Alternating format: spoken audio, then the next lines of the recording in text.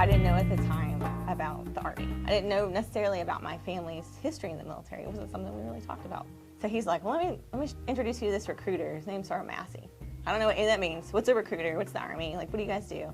He just talked to me about this program called ROTC and said, you know, we can pay for your school.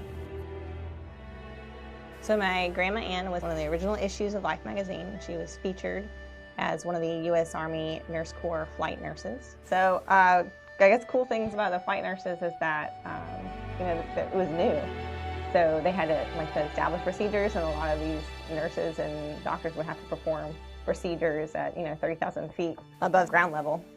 So it was hard. They had to figure out, what equipment would work and what equipment wouldn't work. So that was part of her job. So, test and figure out procedures. Sometimes they'd have to land, in areas where they were taking fire to pick up casualties and then start working on them as soon as they're getting up in the air. So that was pretty cool. She was actually selected to go overseas and to help develop processes and procedures for the flight nurses.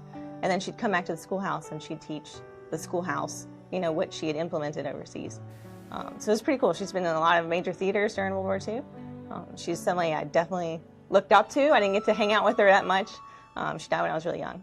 So she was an inspiration of my life. Her sister, my great aunt Helen, she was in the Nurse Corps as well, did a lot of awesome things. An inspiration, she and I did get to hang out a lot when I was joining the Army, so she's a great inspiration, had a lot of cool stories to tell. Both the sisters were married to military officers in World War II.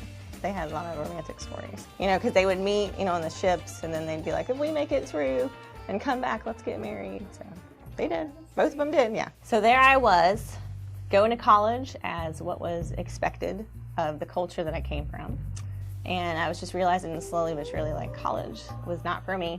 I don't think that I was disciplined enough to go to school every day. I had to end up working more because I had to afford to pay for school.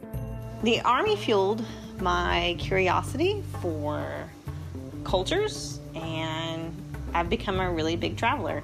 My daughter took her first road trip with me when she was barely 2 months old, and she's a great partner for roaming the country. In the Army, we get 30 days of vacation time a year. We've really enjoyed using that time to spend together. I went back to Sergeant Massey and I said, send me over there. I want to go overseas. So he renegotiated my contract with me and I enlisted as an E2. So I deployed later that year.